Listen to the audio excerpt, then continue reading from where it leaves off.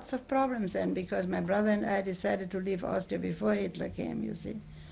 And we tried to convince our partner to give us some money, and my brother got a visa to Argentina, and he wanted to leave.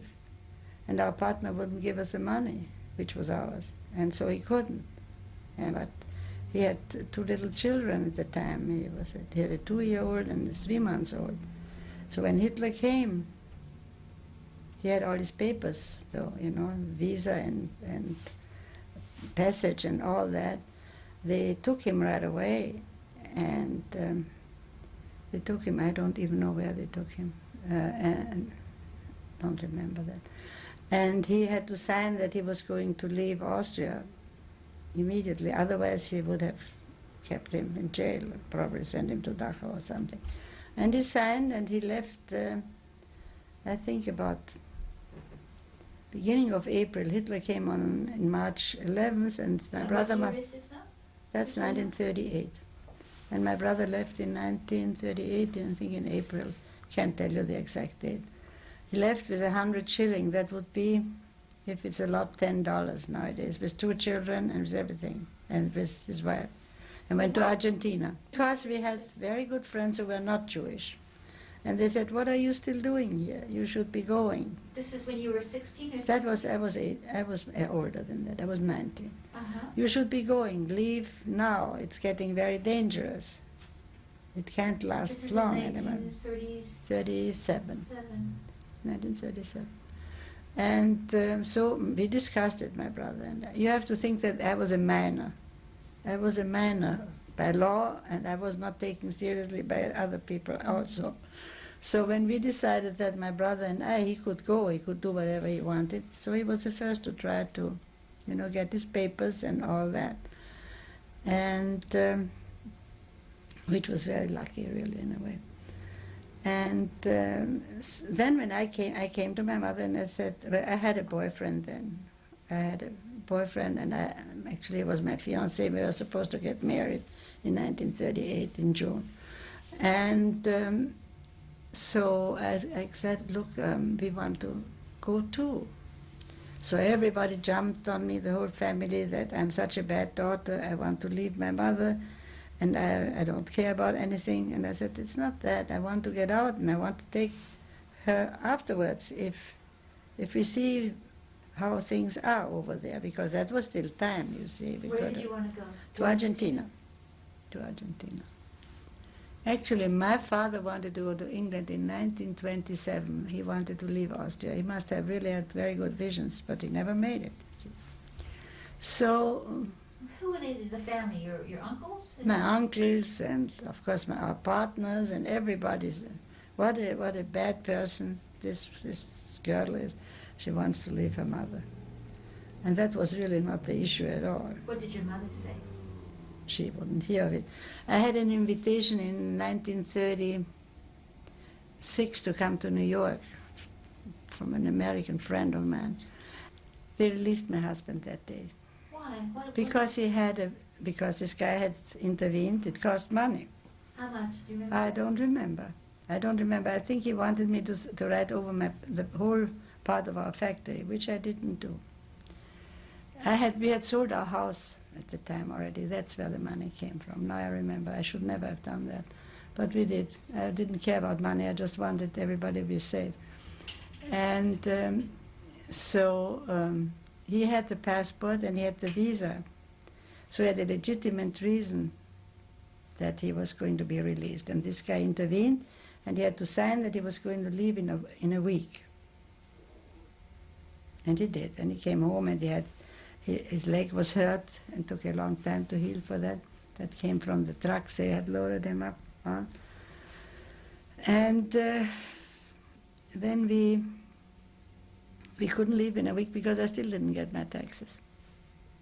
And we were sitting there, and there we were really concerned. How we are going to get out now, because we had to leave. We knew we had to leave. We couldn't stay. They gave us enough money so we could land. We had a tourist visa to Uruguay. We couldn't get a regular visa. Tourist visa for 6 months. Mm-hmm. And we had to have a certain amount of money, which was exactly $750, which was a fortune at the time. Mm-hmm. that the government had to give us in order to land there, and they gave it to us. They were so glad to get rid of us that they gave it to us from our money, not their own money. They freed our money. They freed so much in order to be able to get out. That was it. That was it. So we had more than some other people. We were lucky that we got that. So what was your trip over like? Oh, the trip was fabulous. I went first class. We had to have first class tickets. Why? Because we wouldn't let us land otherwise. Unless you had first class tickets? Mm-hmm. So Because they were, they sent refugees back.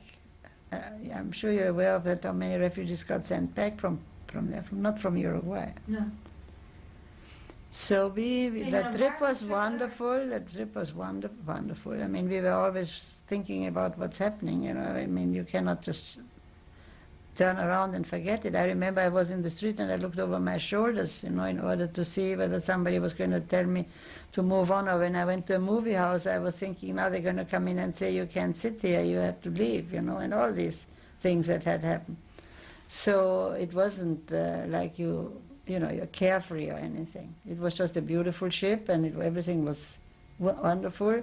And then you got to Uruguay, where you don't know the language, and where you cannot live wonderfully well because you don't have a lot of money. You have to think about, and the worst is you don't know the language. Till you can start working on something, and into an environment which you would never believe. We went into something that I never dreamed of. It was very nice, but it was something totally different. I only know by hearsay. I cannot tell you. We corresponded till 1943 via Switzerland, because she left. She was in Bratislava, which is on the south end of Czechoslovakia, at the Hungarian border. Most of the population is Hungarian there anyway. And so they left the city because they thought that in World War I, troubles were only in the cities. People had troubles in the cities and not in the country. So they went to Budapest first. They were in Budapest and they were afraid in Budapest, so they went out into the country to hide. I don't know where in the country. This is all as a story I can only tell you, because after the war and after all this, the youngest brother of my mother's husband came to Argentina. He was the only survivor of the whole family. He came out of Auschwitz. And he told me what happened. And so they were hiding there. They didn't want to leave. They didn't want to leave because my mother's husband had still his parents alive, and they didn't want to leave the parents. That's why they all got killed. So they stayed there. And supposedly they were picked up out in the country, and my mother was shipped back to Bratislava first, and then to Vienna, and from there to Auschwitz. And I don't even want to think about what that meant, because I know exactly what it meant. And then when she was in Auschwitz, they were all there, obviously, and they got killed. She got killed on June 17th, 1944, just really before the war ended.